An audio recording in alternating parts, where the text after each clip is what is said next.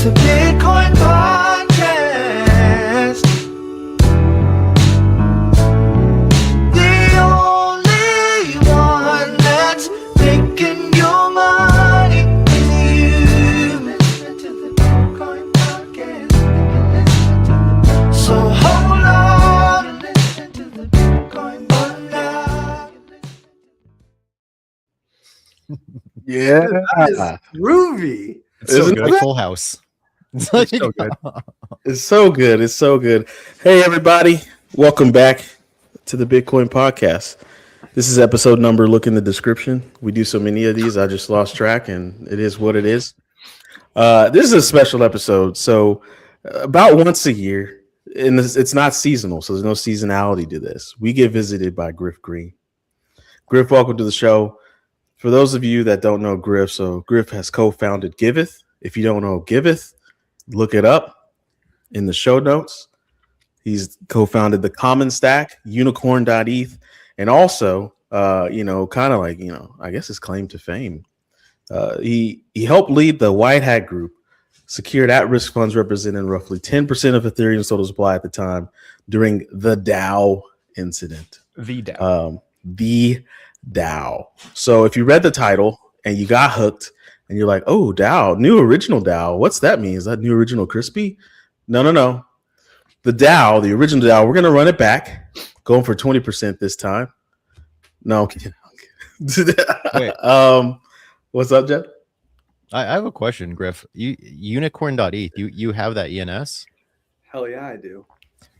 Were you organizing the folks at ETH Denver that one year when they were giving out unicorn masks and there was like some sort of unicorn meme coin and shit? Like this. Meme coin?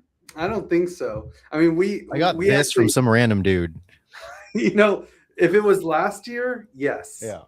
If it was last year, yes, because Unicorn.eth, it's infrastructure for starting your own wallet, like a very safe wallet. And ETH Denver has their own Unicorn implementation. So the ETH Denver wallet, like if you got a ticket to ETH Denver, you're actually using our infrastructure. You have your little app.ethdenver.com. Behind the scenes, it's Unicorn.eth's like wallet infrastructure. Oh, interesting. Nice. Okay, did not know that. Nice. Yeah. So Griff, welcome back. It's good to have you back. It's good to be back, man. So this all stemmed from like a tweet that Corey shot out into the abyss of Twitter. Like, what was that 5-6 weeks ago? Yeah, all came from me. That's what it is. Yep. It's all good. That's where we got the idea. He said, the DAO, run it back, right? And so here we are now. So I'm gonna give my perspective of the DAO, what happened all those years ago. And then I would love it if like maybe everybody can remember, where were you when the DAO happened, right? Yeah. And then Griff, obviously you cap it off with like I was in the shit, right? Like so here's me, Bitcoin enthusiast, Ethereum enthusiast at the time. I started reading all this stuff about the DAO, and I'm like, oh, a robot company. I want to own a piece of that. That's literally what my brain thought. I was like, I want to own the bots before they own me. So I invest in it. I'm in it. I send literature to some of my best friends at the time, and they're like, dude, I don't understand these words. And I'm like, you don't have to. Just believe, right? And, we invest in the DAO, we get all excited. And then like, I don't know, about a month later, me and Corey were doing our thing. And he's like, ooh, the DAO is like, I think it got hacked. And I was like, word? And they're like, oh yeah, it definitely got hacked. All the money's gone. And I was like, shit. Okay. And then like maybe a month or two later, I don't even know if it was that long, the chain forked, and all of a sudden I had twice as amount. I had ETH and I had Ethereum Classic. Sold the Ethereum Classic, so that was great. And that was my perspective. So I know that's short, but let's go next. So that's a good service level perspective of what happened at that point in time. Jesse, where were you when the DAO hack happened? I did not pay attention to Ethereum. Like it was on my periphery. I was only playing around with Bitcoin back then. I think I didn't even join the Slack of this podcast to meet you guys until late 2016, early 2017. Yeah, everything was Slack back then. The White Hat group that that we talked about in the beginning of this was a Slack channel in the DAO Slack. So yeah, like I didn't participate in the DAO, didn't get hacked, didn't lose funds, but I learned about it from everybody else post, and yeah, it looks like a shitstorm. And I watched. It was huge. Yeah. It was like a. That made like headlines. People talk about it. Yep. It drastically shaped the course of Ethereum. It really fueled the haters, that's for sure. Like, but like, there's stuff going on now. Like, it's back, kind of. What'd y'all do? Back. What are you doing? What are you doing, Griff? The DAO is back. We're bringing it back. We're running it back. 20%. Like the original. Like, I mean, obviously new smart contracts because the other ones didn't work. But like, yeah. I mean, actually, that's honestly the main reason we're bringing it back. Okay, I'll jump through Fergie's hoop here and just say like where I was when the shit was going down and maybe give a little bit of backstory of the DAO, and then we can go into the DAO Security Fund because that's a whole new thing, right? Yes. So I was the first employee of Slockit. I didn't found the DAO. I mean, really, the DAO doesn't have any founders. It was, launched very autonomously. It was, man. Like, I mean, we had a huge community going, and the idea was that Slockit. The idea was that Slockit was going to build this thing called the universal sharing economy. I named it, right? And we were really excited about building kind of like imagine Craigslist for autonomous entities. A lock that could own itself. The lock would have a Ethereum address, and if you want to open it, you send money to the lock will open, and then you can get whatever's in the locker. And then, to return it, maybe you have to like hand it to a person, and then they'll like check it out and then put it back in the locker. You get your money back minus a rental fee, that sort of thing, right? And it was going to be this universal sharing economy where we could have more effective use of our resources. I was super stoked about it. I actually wrote, I have the first degree ever in digital currencies, a master's degree that I collected a week after the DAO was He was hacked. the first. He was the first Bitcoin academic. First one. My other claim to fame that no one really cares about. So I wrote a white paper as part of my college classes about a bike sharing economy. And so I was like, I want to work in crypto and do like sharing economy stuff. The only game in town was Slockit. So I just like kept emailing them, begging, can I work with you? And eventually they were like, he seems cool. And they said, you can volunteer with us if you want. I was like, hell yeah, man, I want it. And so I actually never got paid for any of my stuff with the DAO. No, that's not true. Eventually, like 6 years later, Christoph gave me some money for my year of for that harrowing experience that shaped your life. Yeah, exactly. But I was never really paid, because Slockit never really made any money. So the idea was Slockit needed something to govern the universal sharing economy. And someone's going to put weed in a fucking locker. Sorry, can I swear on this podcast? Yeah, you can. It doesn't matter. You can. So someone's going to put weed in a locker eventually, and it's like, okay, what are we going to do? So we're going to have like a DAO instead of a formal jurisdiction to manage the decentralized autonomous network that we're trying to create. So we need a decentralized autonomous organization to manage the network, hence the DAO. And this is 2016. Solidity, the programming language, is 9 months old when we launch. Brand new. Nice. New. And so Time flies. Damn. Yeah.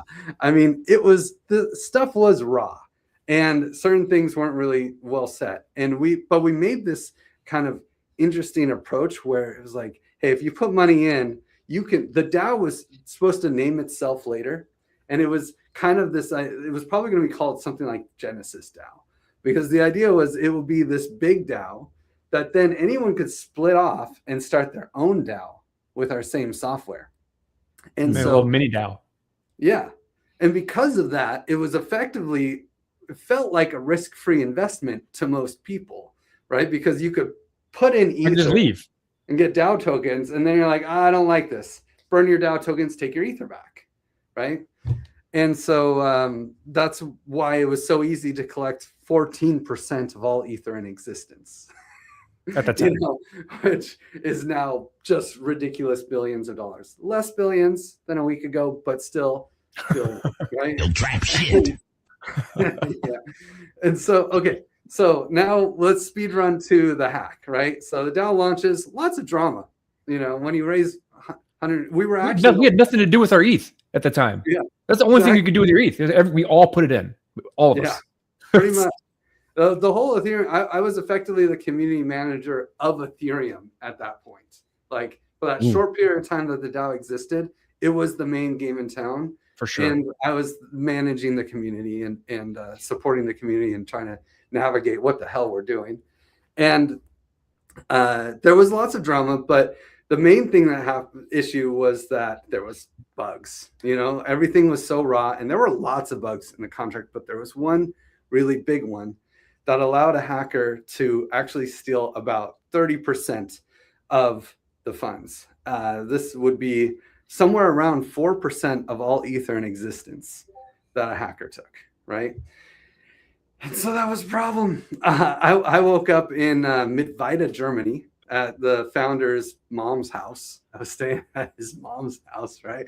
And was kind of the first person awake to the news and talking to the community. Like, oh my God, it looks like it's being hacked. And, I'm pretty savvy with this stuff since I have a degree. And so I'm like, oh my God, it is being hacked. I'm like demon dialing everyone. They're all still asleep. It's like 6 a.m, and so just eventually I got a hold of one guy and we got everyone around and we're just watching it drain. And so we have a call with the Ethereum Foundation. What are we going to do? It was actually Vitalik's first idea. Well, maybe we should hard fork, right? And we went through iterations of not doing a hard fork, doing a soft fork instead, and these things. But in the end, the hard fork was an amazing option because unlike most hacks, the way this hack works is that the Ether that was stolen, it went into someone's child DAO. So it wasn't just like they could sell it on an exchange. It was stuck in another smart contract for 35 It had a time lock to it too. Yeah. So it's a 7-day proposal window to split the DAO. And then he actually split into someone else's DAO, someone else's split proposal. And so he needed to then split again into another DAO. Complicated details. Either way, we had 35 days to do. Yep. His money would be stuck in this address. So we had 35 days to hard fork the network and be like, we're going to just say all the DAO stuff, we're going to end it. Happen. Yeah. It's still on chain. So a lot of people call it a rollback, but it's not really. It was more technically, it's an irregular state transition. So there was this hard fork that was like, we're going to take all the money that was ever in any DAO contract that's still in DAO contracts. We're just going to take it all and put it in a new contract. And anyone with DAO tokens can claim 1 Ether for every 100 DAO tokens they have.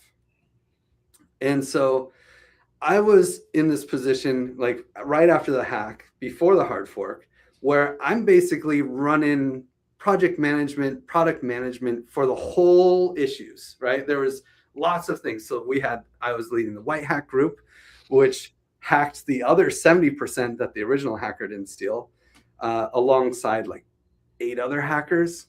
And so there's DAO wars, and we were able to hack the other DAOs and all this other, that was just a whole nother chaos, right? But so we were able to recover the 70% of the funds by hacking other DAOs too, but we couldn't get the main bad guy. And so that was one team. Another team post hard fork was the curators. And so even though people who are DAO token holders got all their money back and they got ETC from the white hat group, there were some people whose claims weren't represented by DAO tokens. So during the crowd sale for the DAO, people actually paid, in the second half of it, people paid more than 1 Ether for 100 DAO tokens.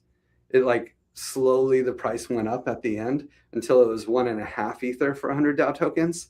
So actually Nick Johnson from ENS and a few other OGs did all the calculations, figured out who put that money in, launched a token, and gave them all a claim for that money. There are also people who split the DAO, like the hacker did, but without bad intentions. They split it according to the rules. And so they would burn their DAO tokens and get child DAO tokens. But their ether was taken from their child DAO too. So now they don't have DAO tokens to claim. So we had to fix that problem. And then there's all the other ones, which are like people who just randomly sent DAO tokens to the DAO itself. Yeah. Or sent ether to the withdrawal contract, or sent ether to God knows. Back then, like it wasn't nearly as clear on like where you send money or what you do. And so people sent tokens or ether to all kinds of places and be like, oh, we shouldn't have done that. Exactly. And being good guys like we were, and also being kind of scared of the whole like DAO situation, because this is bad. Let's just do the best we can, make sure everyone gets their money back. Me and 5 other volunteers stepped up to make sure all of these edge cases were solved. And that's where this part of the DAO story is actually where all of our money is coming from for the new era of the DAO. So, and it's just crazy because like, okay, all the DAO token holders were taken care of. That was 97% of the money in the DAO was like covered by DAO token holders. The other 3% were these edge case funds. And then there's like just extra bonus money that came out of nowhere from ETC, right? Mm-hmm. So all the DAO token holders got all their money back. Plus they got ETC. They made money. Mm-hmm. Then there was like the DAO hacker himself. He had ETC because on the Ether Classic chain, it's forked, yeah. Like the hard fork only mattered on the main Ethereum chain. ETC kept playing it. Exactly. The ETC is like, no, the hacker should have this money. Played by the rules, right? Yeah. Okay. Well, he does. You said code is law. This is law. It basically was the argument of Ethereum Classic. Exactly, right? And so code is law on ETC, and so he has his money. ETC wasn't worth as much, but it was still a lot. He had 4% of all ETC in existence. And, that's a lot. And he still has that ETC. And like is selling it once in a while and taking that money back. So, generational wealth for that guy.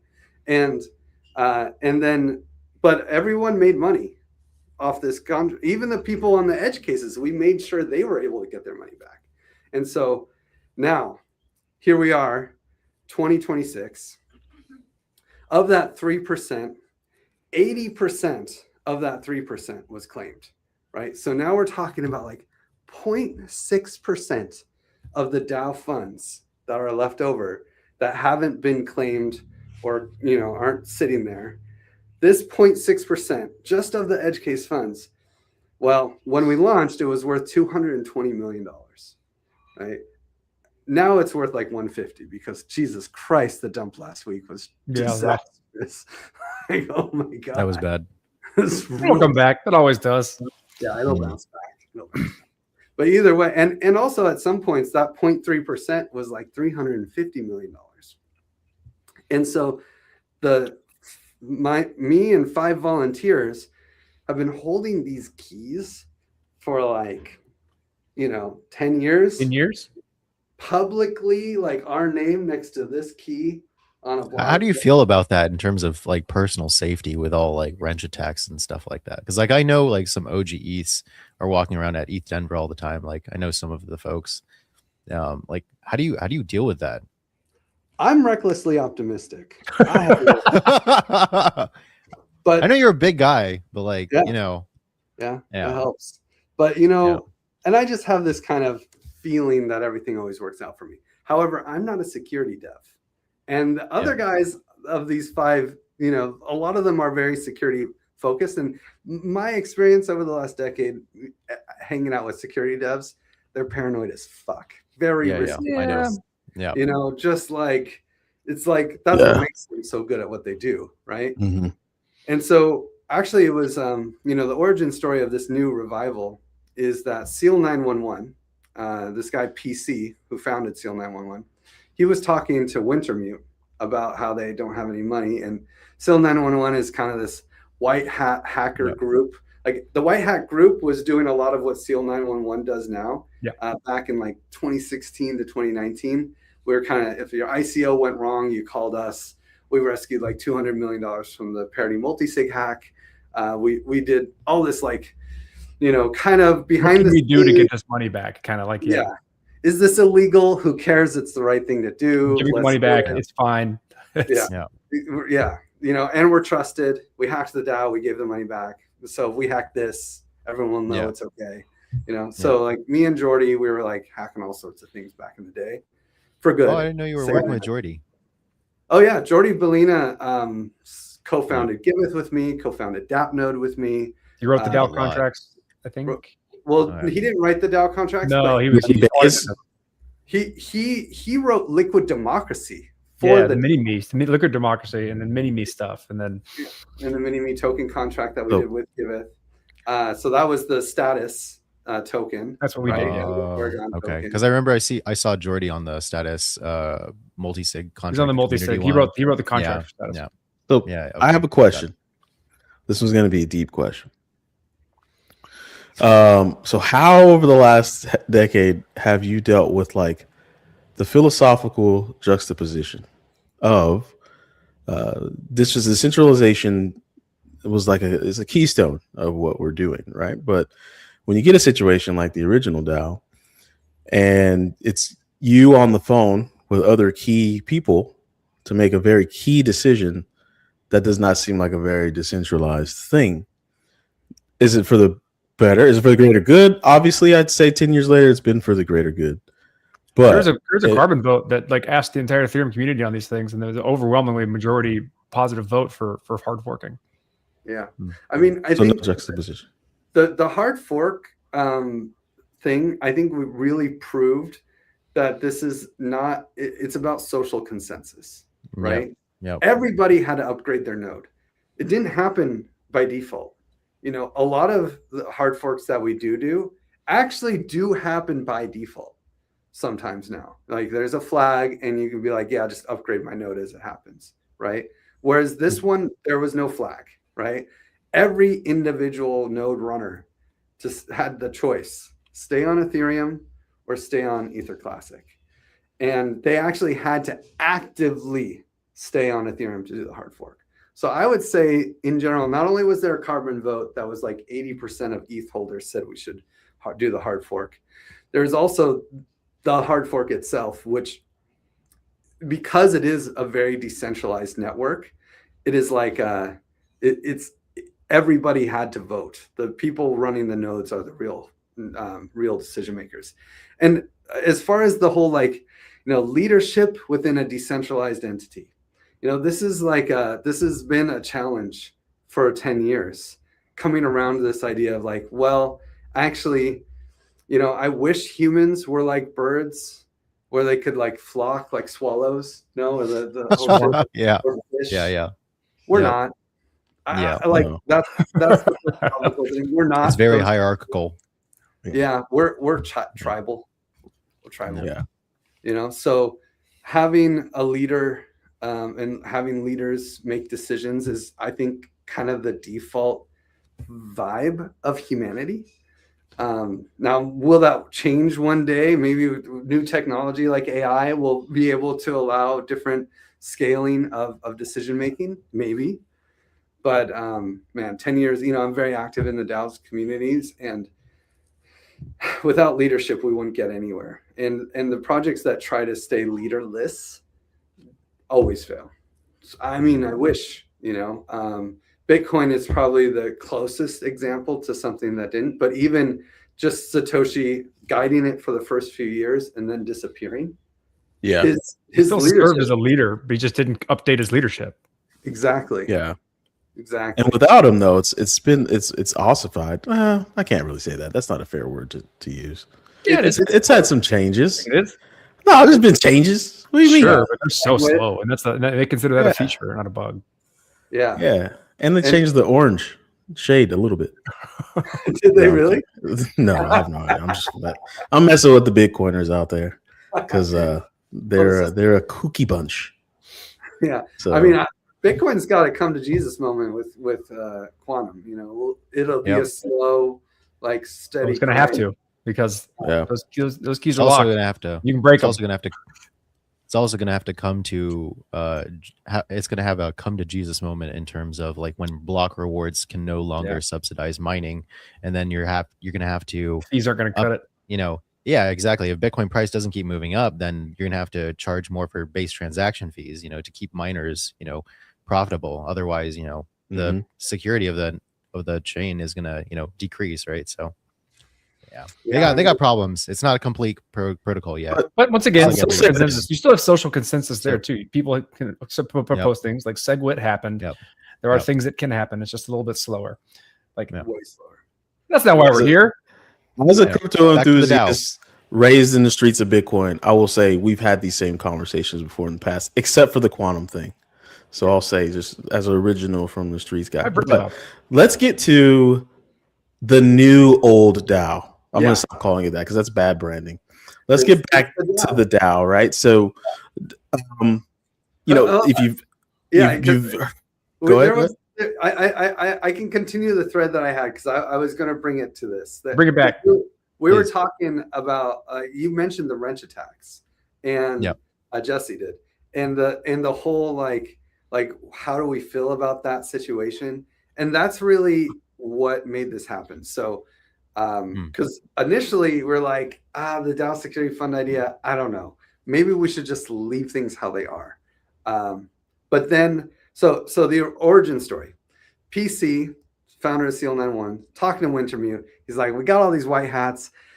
We can't even take money from Seal anymore because Seal is a 501c3 nonprofit.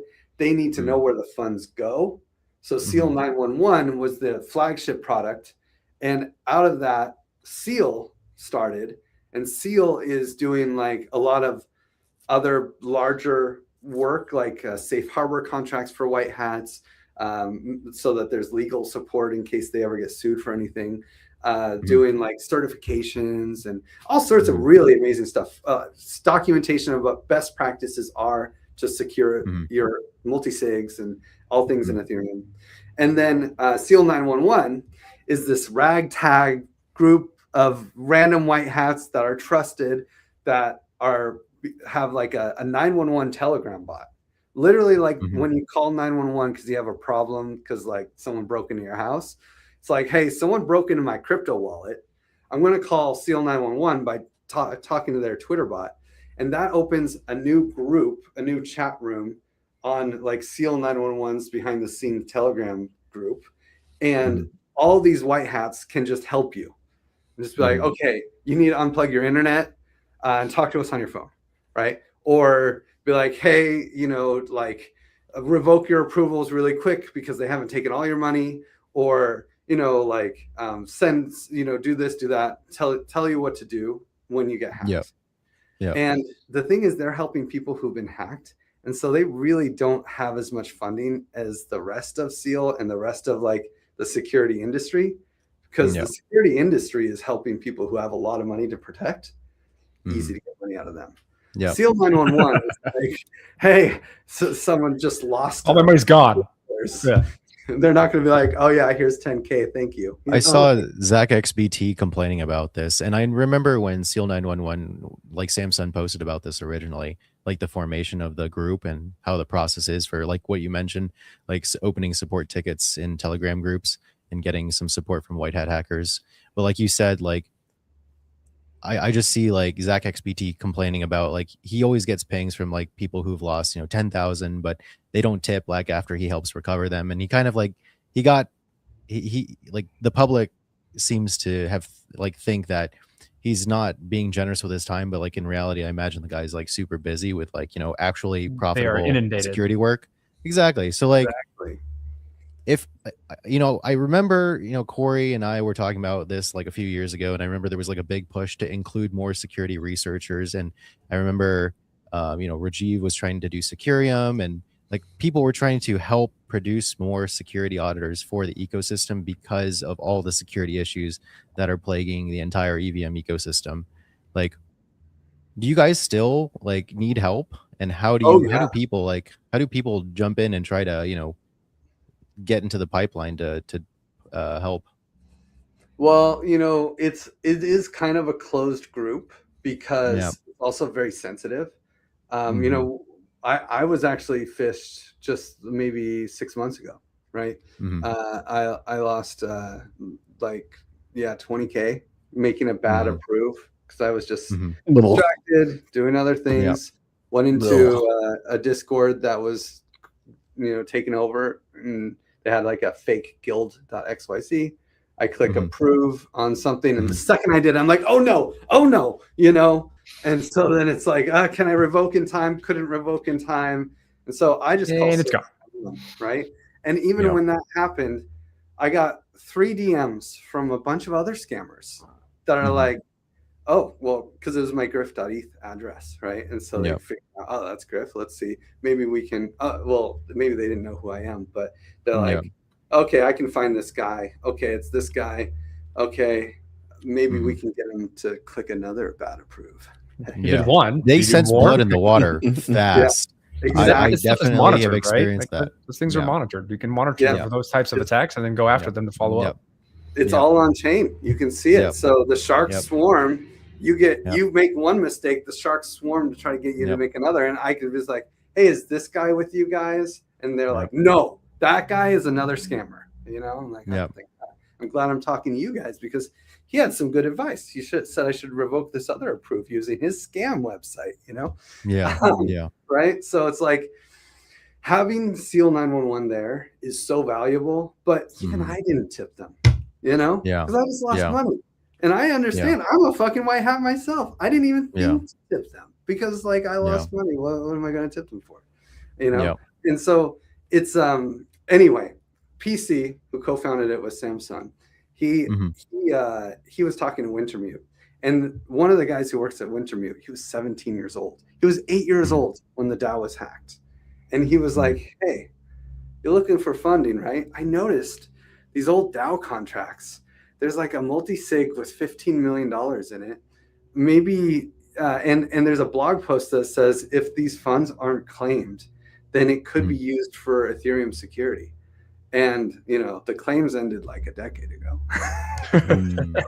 Because, basically when we decided to take this on as 6 volunteers, we said, we're going to do it for the next like 6 months, basically. And if you don't tell us that we're going to automate most of it, but then there's all these other edge cases. If you don't tell us that you're getting this money, like claims are over January 31st, 2017. And we're going to donate the rest of the money to Ethereum security. That's what we said, like back in 2016. And so he brought this up. He was 8 years old when we said that, but somehow, he brought Dude, there are little kids. Did it forever. There are little kids who dabble in this stuff for random reasons. I came across that in 2015, and I've told that before. They use it because Skrill was inaccessible to them. They couldn't get their parents to open a PayPal because they didn't have a credit card or anything. So like I saw tons of kids playing with crypto, like 2013 to 2015. And we're just corroborating that. There's a lot of young folks. Yeah. The reason I imagine you go on like a leisurely walk, Jesse, and you stumble across like a wooden of like wild kids in a like tree house. And you're like, what the fuck are y'all doing up there? And they're like, we got a whole economy up here, bro. What are you doing over here? Dude, I mean, like, I'm not going to take over the conversation, so I'm just not going to tell more the stories that I've told before. But like when I was a kid, I also needed money, and I also look for ways to engage in like black market economies and crypto. I can see how it's very useful for kids, and they go down the rabbit hole and they upskill themselves to participate. So, Moral of the story, parents, give your kids an allowance that's feasible so they don't get into the dark web on accident, right? They have no need for the dark web. Give them some money. Or a bank account and a card, if they need it, because that's the real thing, right? Their kids are excluded from the economy almost as bad as Iranians, right? So, it's like, it's fulfilling a need. But so anyway, PC and Fade from Wintermute were talking about how these DAO funds were supposed to be donated to Ethereum security, and they never were. And then PC reached out to me, and I was at Burning Man at the time. But when PC reaches out, because I co-founder of Seal 911, I'm in the white hat circles. I know who he is. Like my first instinct is, oh fuck, what happened, right? Like that's always the thing. Oh no, what am I gonna deal with now? because Burning Man, I try to do a digital detox. You know, I try not to be online. But when I see PC, you always answer this man. You know, and so I'm like, oh shit, what's wrong? You know, he's like, actually, I have this crazy idea. You know, there's this old DAO money. There's like $15 million in this multi-sig. I was like, dude, that ain't shit. There's like $200 million over here, you know, in this other contracts. That's cute. Like, yeah. So we're not talking 15. We're talking like 220, you know. And at the time, it was over 300. No. $20 million on the multi-sig and $300 million in the extra balance contract. So it's like, yeah, let's talk about this, but maybe a little bit later, right? And so then we start working through it and figuring out what to do. And so I bring it to the other curators, and at first the answer is like, no way. Like, why would we touch any of this money? It's finally done, guys. Like, you know, bury it. We don't need this stress, right? We don't get paid for this. What are we doing? You know, we're going to donate this money to Ethereum security. Sounds like a lot of problems. But then, you know, we're looking at it, and Balancer gets hacked and all these AI hacks, right? And then, you know, our keys have been exposed for 10 years. Like, who knows if some of them have been, you know, I clicked an approve, you know, I clicked about approve. Like, how, if maybe my key's been taken and maybe one other person's key is taken by North Korea, or one wrench compromised potentially. At all. Yeah, it's a 3 of 6 multi-sig, right? It's like, you know, all these things combined, and it's like, wow, we actually can't do nothing, you know? And the idea with the security fund is to, is to not just like give away this money, like that it still has people actively claiming. 50 ETH has been claimed since we announced it. And so instead, it's like, let's protect the money because it needs to be protected anyway. The old curator multi-sig, which was deployed when Solidity was only 9 months old, probably written when Solidity was like 2 months old, has bugs in it for sure, like known bugs in this contract. That is the 3 of 6 multi-sig, and it's enshrined. Like, it can't, we can't like change it to a new multi-sig, right? We're stuck with this contract, this old contract that could have a bug. So there's nothing we can do. We need to, with all the AI weirdness happening and attacks, we need to rotate our keys, and we need to move money out of this contract. That makes sense. Why are we going to go through this stress? We need to talk to a lawyer. We need to cover our costs. If we want to move 200 million and secure 200 millions like safely, we actually need money to do that. You know? And so the idea was we can stake most of the funds while they're not being claimed, and use the revenue from staking to cover the operational security costs. That's smart. The revenue from staking will be so much that we can do a lot more than that. So and that's where the DAO security fund came through. And you know, we needed more curators. We needed more than 3 of 6. 2 of the curators wanted to resign anyway and didn't want any, like, dude, I'm done with this. I wipe my hands. This is too much stress. I gotta get over this. This was a decade ago. I'm retired. Okay. Like, and so we brought in basically the best curators we could imagine. We got Vitalik. Vitalik's been a curator all the way through. You know, we have Taylor Monahan, leading expert on DPK. Also, her and her boyfriend at the time flipped the coin that even determined what the DAO was, right? Because when we launched the DAO and we put the bytecode out there, anyone could deploy it. And then there were 2 that were deployed from pretty anonymous sources. So it was like this one or that one. And Taylor actually flipped the coin because she was huge in the DAO community at the time. We have Jordy Bowman, right? White Hat Group. Also, he's building Zisk, which is probably one of the future clients of Ethereum when it moves to ZK EVM, right? So leading ZK expert in the world. PC, front lines. I don't know who PC is, but I know that everybody else in there mentioned. Reputable, very reputable. Caversatio. I guarantee. Oh, he works for Web3 now, or Web3 security, Web3 privacy. Probably. Privacy? Okay. He's definitely into privacy, and he's got like negative R pseudo is his name on on Twitter, and he has. Oh no, that he's not in that. He's okay. I know who you're talking about. Okay. Yeah. So he's rock star. I mean, like no one knows. He's on the front line. You know, seeing everything. We have Alex Vandesande, who's like UX security expert. We have Lansky and me. So like I'm running the DAO operations. Oh, I know Lansky. Yeah. Cool. And then Lansky, pull Lansky from DAppNode because DAppNode is doing staking, and so we're not the security experts. Like I mean, I'm okay, and actually Lansky is really good at node security stuff too. We have our role to play, but for the most part, we're operational. The real rock stars are the rest of the group. But I get that. So we could bring them in. We moved everything to Gnosis safes, or well now just safe.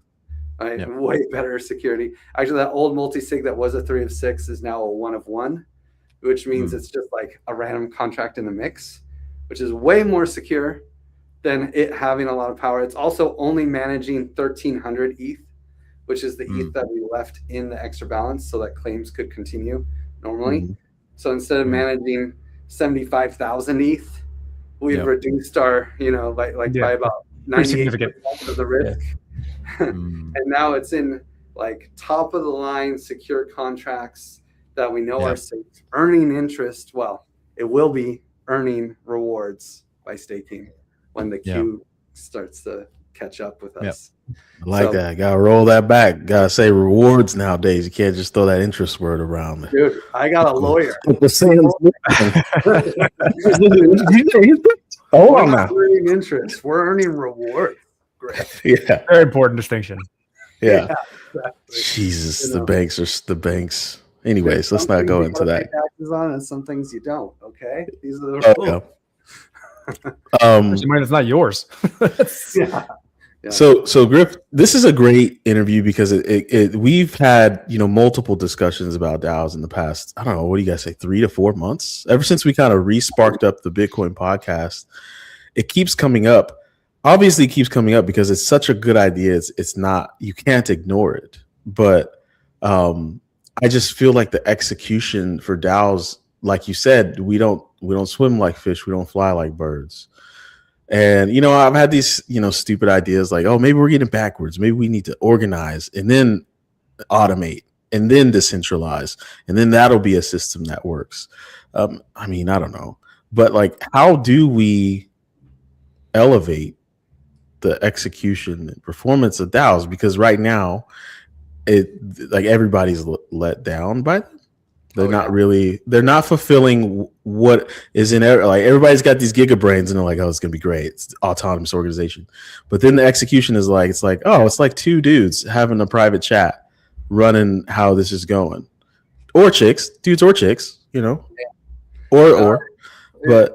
it's so true. I mean, I feel like a lot of it is also use cases, we're in the end, we think of DAOs and I always thought governments. Right? Yeah. Like I'm here to build, and I'm still here in this space. My main driver and like internal incentives or internal like intrinsic motivation, that's the word, is to build something better than governments.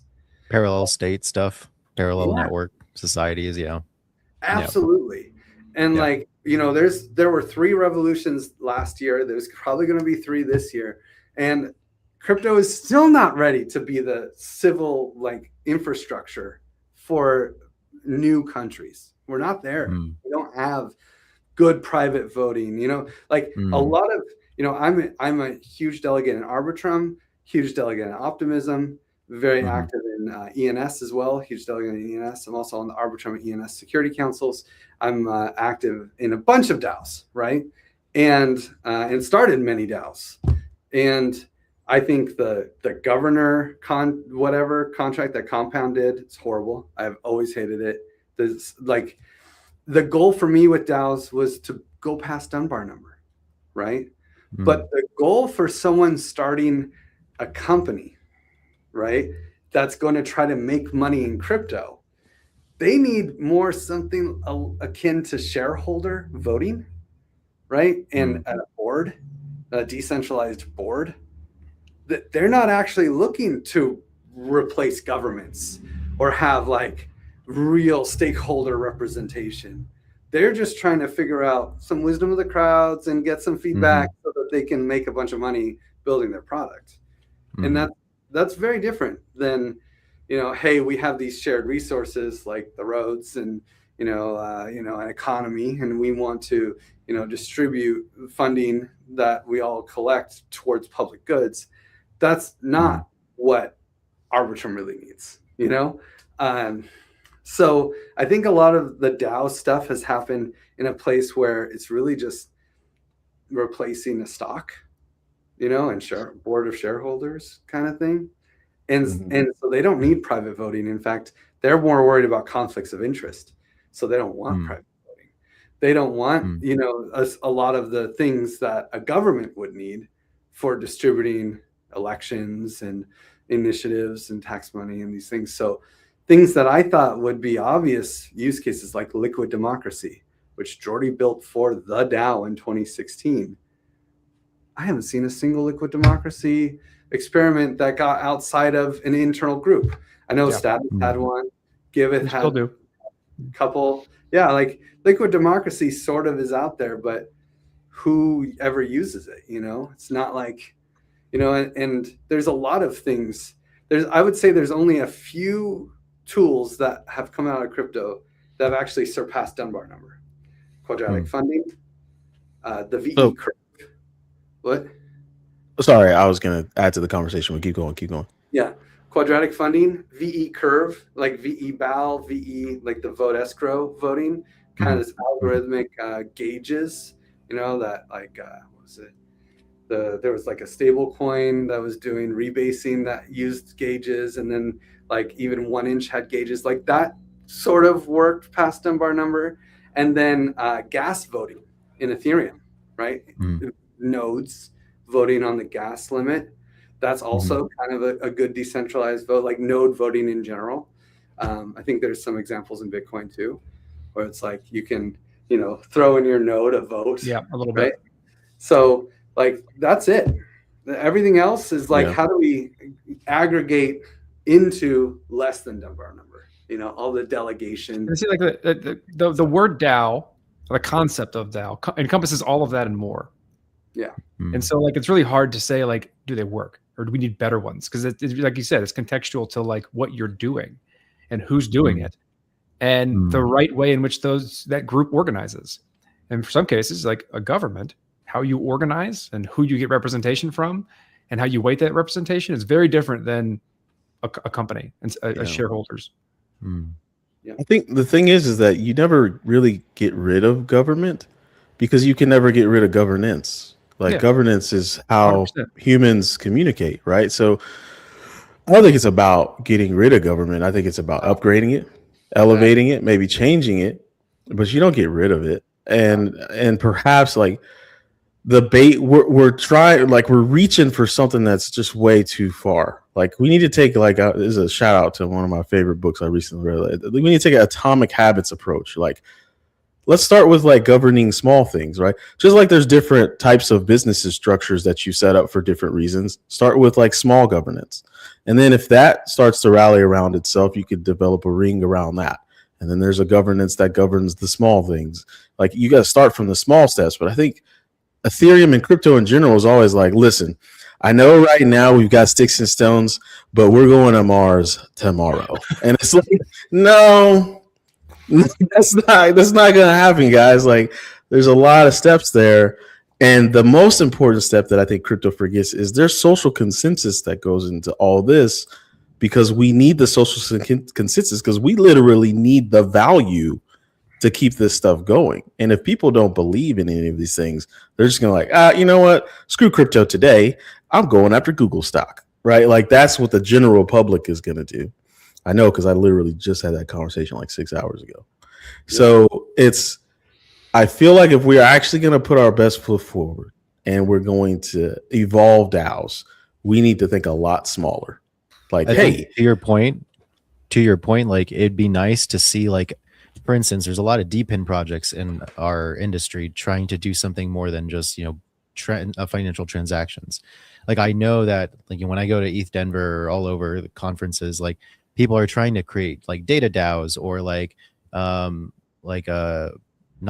drug DAOs, like SciDAO or like random other, DAOs for everything, right? There's drug DAOs too, like Vita DAO, good drug DAOs, not like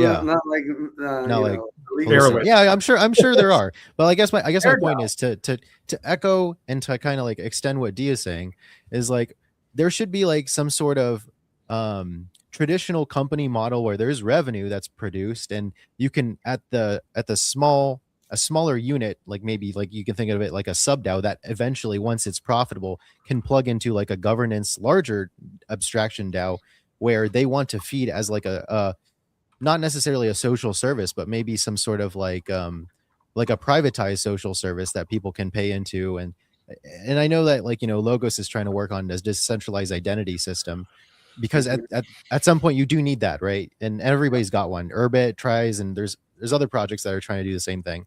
But like, I know D tried to manage a DAO within the IFT, and there's a lot of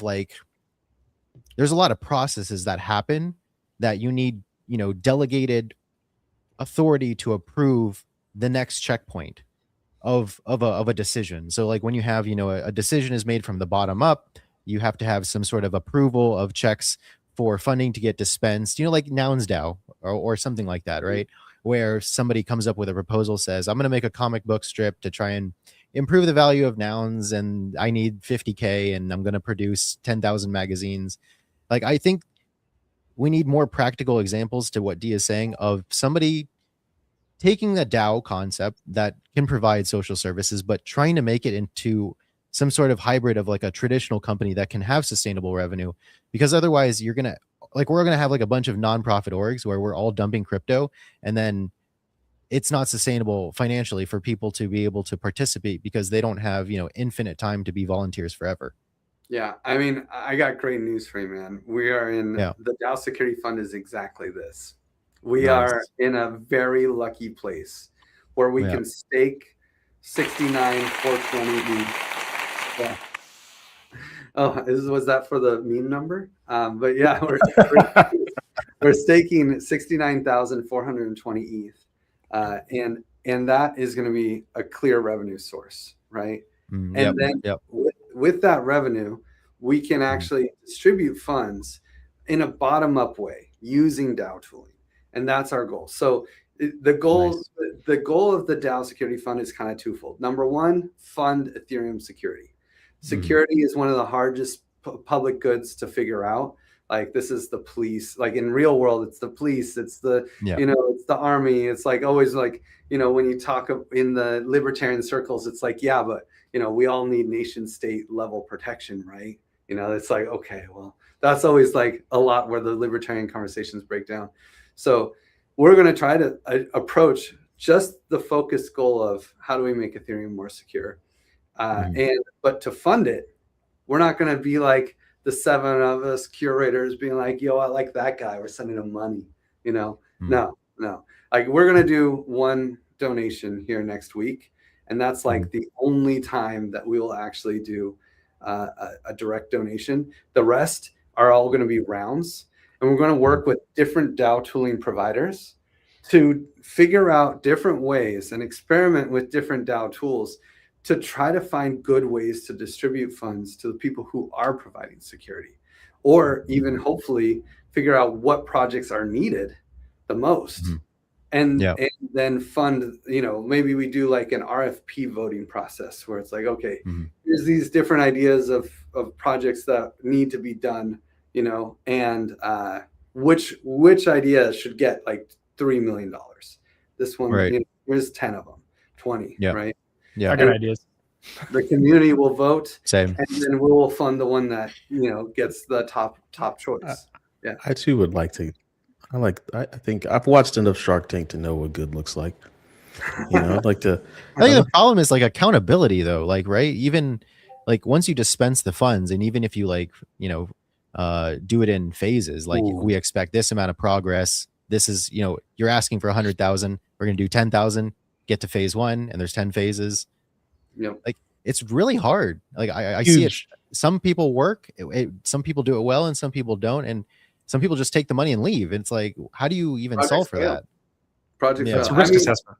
Yeah. Use that to Lucian. If you're watching on Twitter, there's quite a people watching from Twitter right now. Lucian actually did a project, a successful one, with being able to prove that people said that they were going to do what they were going to do, and then the funds were released. So, Lucian, if you get a hold of this, I know you're on Twitter a lot. Like, maybe join this right now and talk about that. But we'll keep going. We'll keep going with the interview. Yeah, I mean, I think it's context dependent, right? So, in quadratic, some rounds like quadratic funding rounds or retroactive public goods funding round, it's like these are active projects that have a history of success. We're only throwing them like not game-changing money.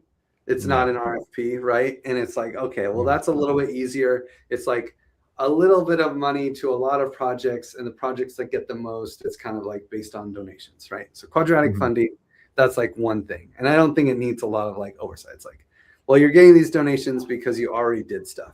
And really the oversight for quadratic funding is the eligibility requirements, right? It's like you get in the round or not, you know, and maybe, I mean, I think we're actually working with the Ethereum Foundation for eligibility requirements all the way through, because this is a very much an Ethereum focused security effort.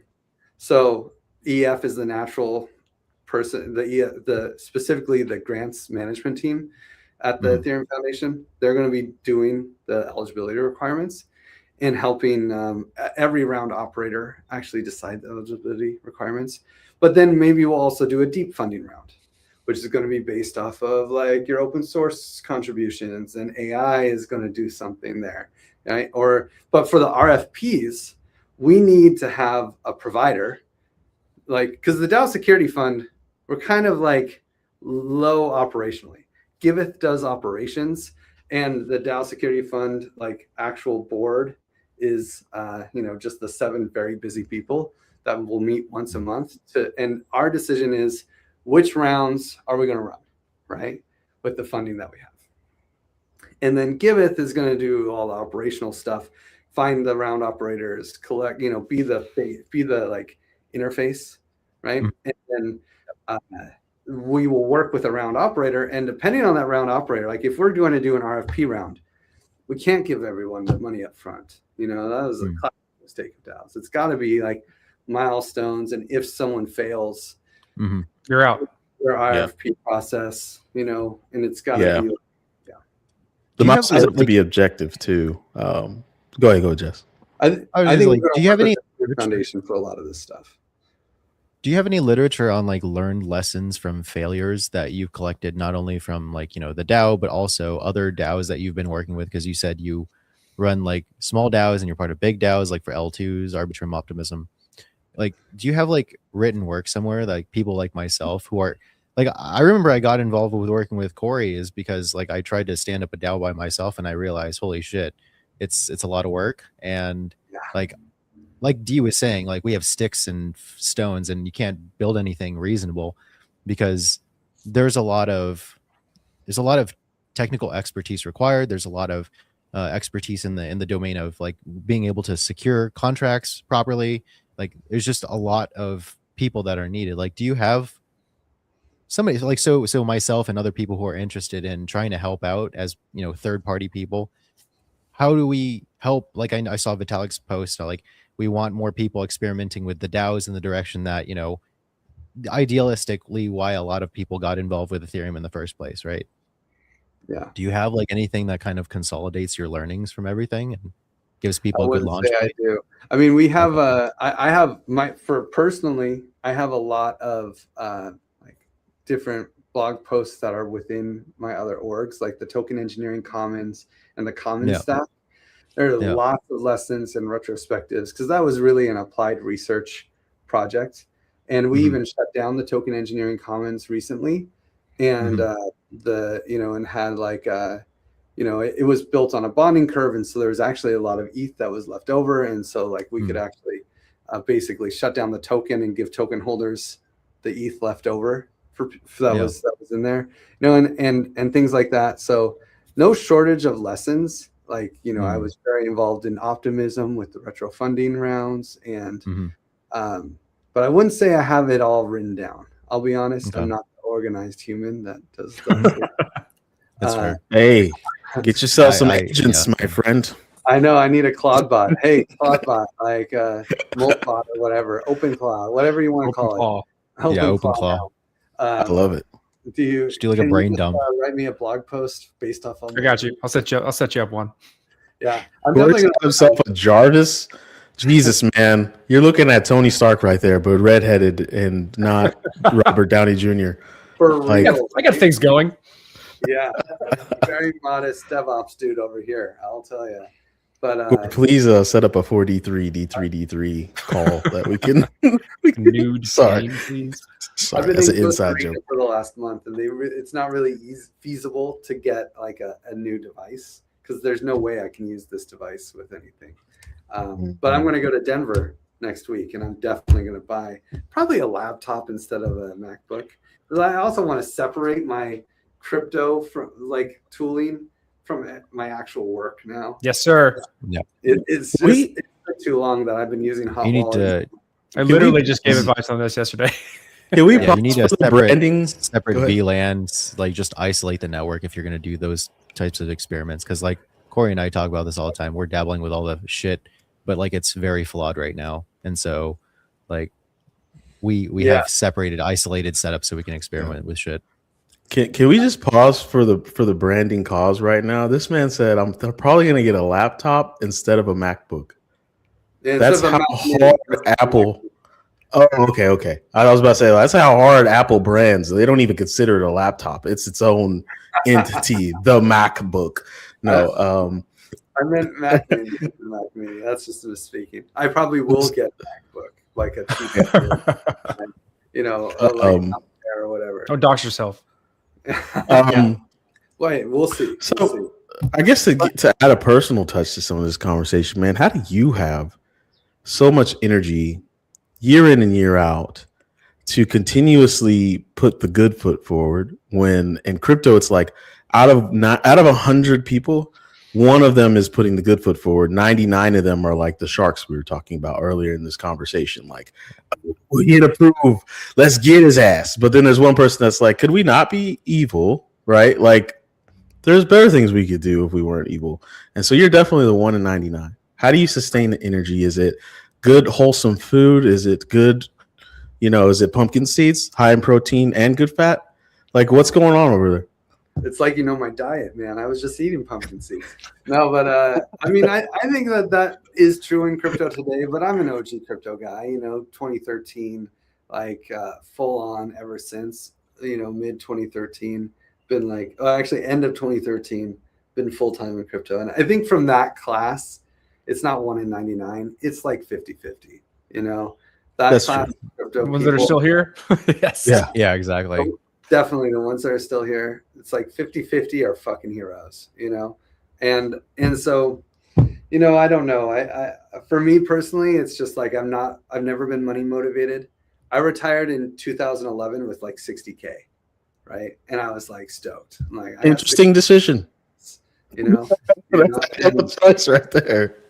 Damn. And so for me, as long as I have 60K, I'm good. I can retire and live in Thailand for like, a couple of years and not really worry about it, So, and he's someone that would do it too. So like, it's like a lot of people can like say like, I'll just go to so-and-so and live meagerly.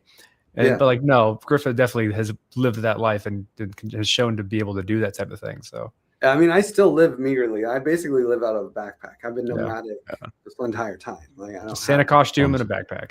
Yeah, I really like that sometimes. I think I'm the exact opposite. When I retire, I'm gonna adopt a Wakanda accent and buy the most badass shit that I can buy. Hello, Corey. How are you today? It's okay, Corey. You can talk. We do not do that here. Well, no one's retiring this week. Fuck, man. No, we're not. Tell me about it. We'll push that milestone back a few years. Yeah, I definitely did. I mean, dude, the DAO Security Fund we launched with $220 million.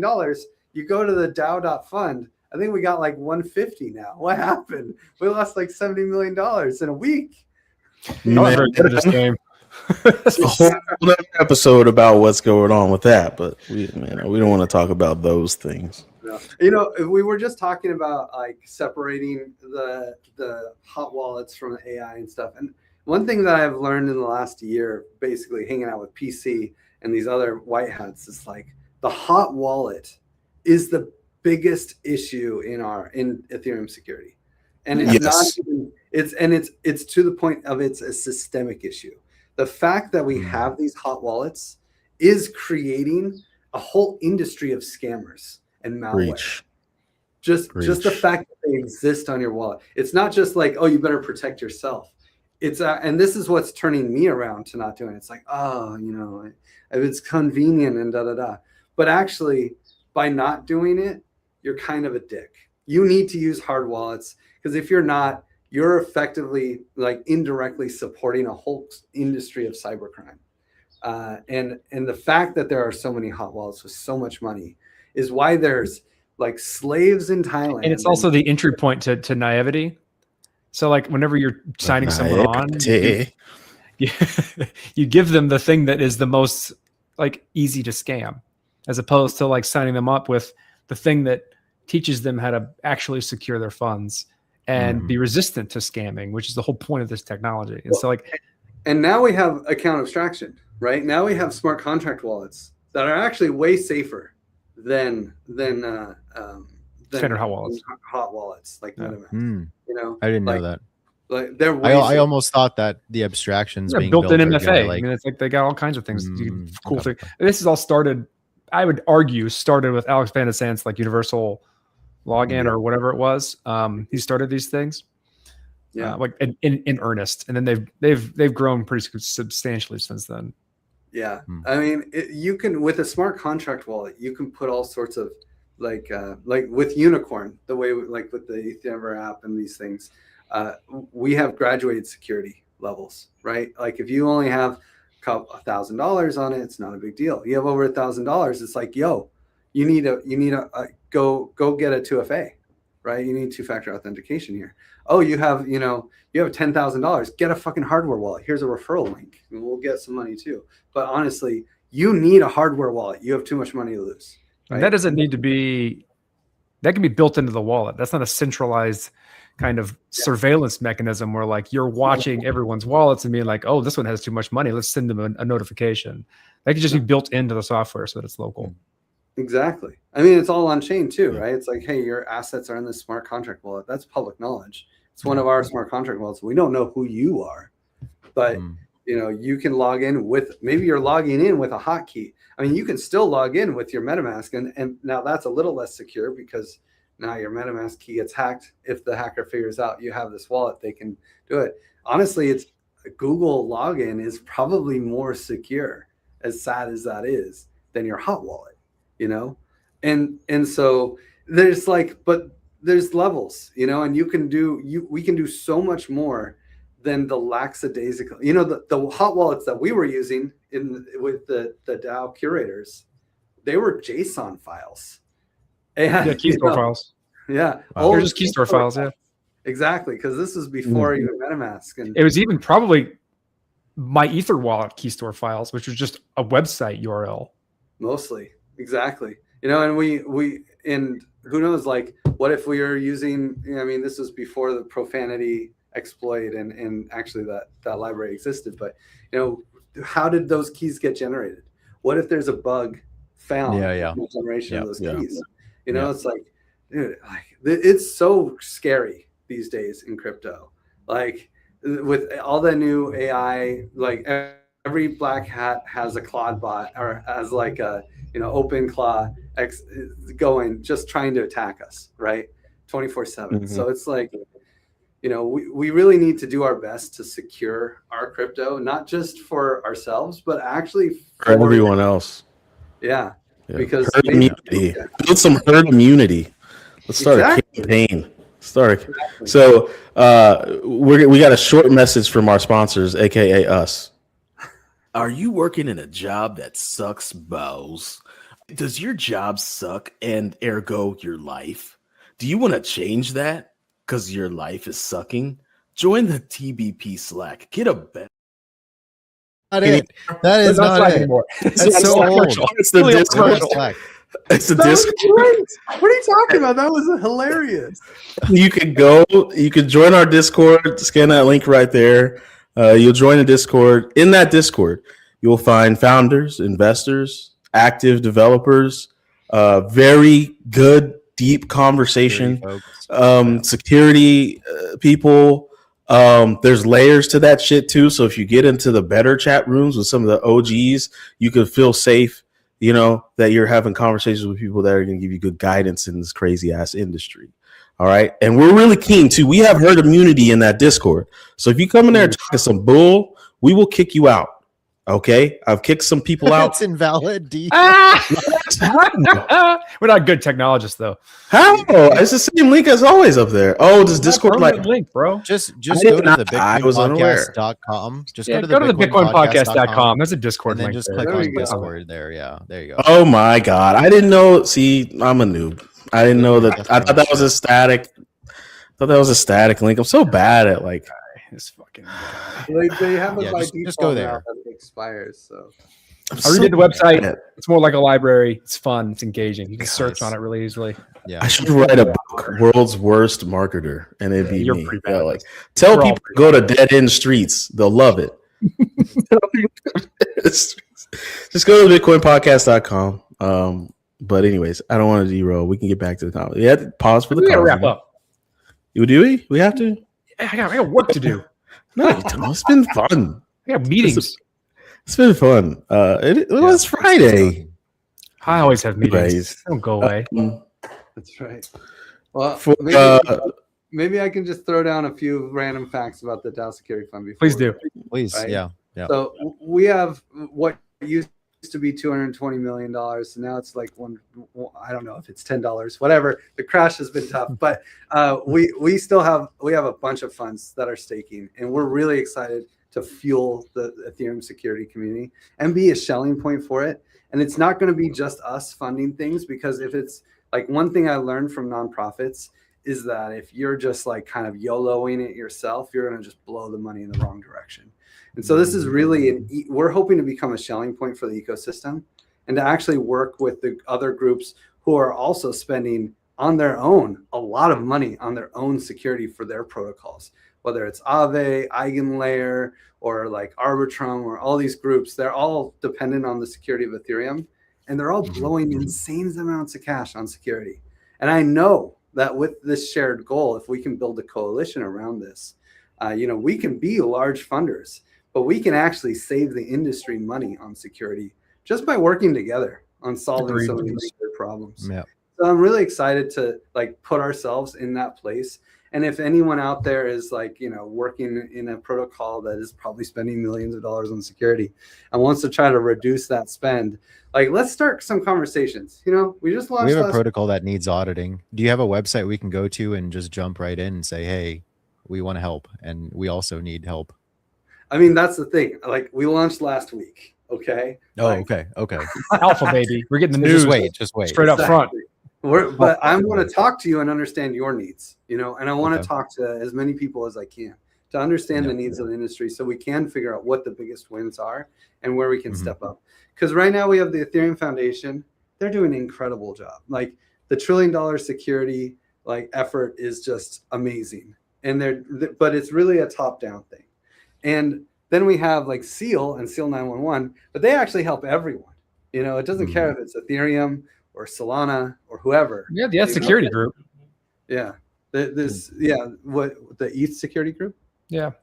Yeah, like the Telegram group. Yeah. That's great, But I think that we can be, I hope that we can have a role of really coming as like a selling point for not only industry leaders, but also users and every stakeholder in the Ethereum security vertical, so that we can figure out how can we reduce the spend and increase the impact. So anyway, that's my pitch. And I'm really excited to be able to take this role and really push it forward. You're the man for it. Yes, you are. Couldn't think of a better person for this. Yeah. Jesse, did you notice that tomato movement? Corey was like, the F security. And Griff goes, ETH security, my friend? ETH security? Who's right on this one? I am. Tomato, tomato, my friends. It doesn't matter. You know what time it is, Griff. You've done it 3 times, maybe 4. I can't keep track of this stuff. You know, in 10 words or less, define DAO. It's already 3 words, so just do your best. Like adding 7. Bottom up decision making for communities. Okay. Fair. Okay. It's going in the book. Y'all will never get because we don't have that kind of time. We got a whole book. You got AI. It'll do it for you, man. Oh, you're so good. Oh, you know what? I'm gonna do that on the website. Right? I got Claw. I got. It's fine. I got an open Claw. I'll just parse all the transcripts of the thousands of hours we've been doing. Quotes, make a new book. Throw it on Amazon. For all the inspired me to write a blog post, you know, I'm not me though, of course, you know. Open all the people that chimed in on Twitter and gave us a little bit of your time today. Thank you very much. If you go to the bitcoinpodcast.com, little known fact, we were like one of the first 5 crypto podcasts in this whole damn thing. Not that the Bitcoin podcast that seized the moment when we stopped producing, but we're like the original one. And you can go to our website and listen to hundreds of conversations, almost thousands. It's in between 1,000 and 2,000 hours of crypto content for the last decade. So do that. And enjoy it. I'm making it better and easier to move around and search and find things. And then I'm going to be deploying a token for those who want to help us provide guests, provide sponsorships and grants. We're gonna do like exactly what you guys were talking about in terms of try to create.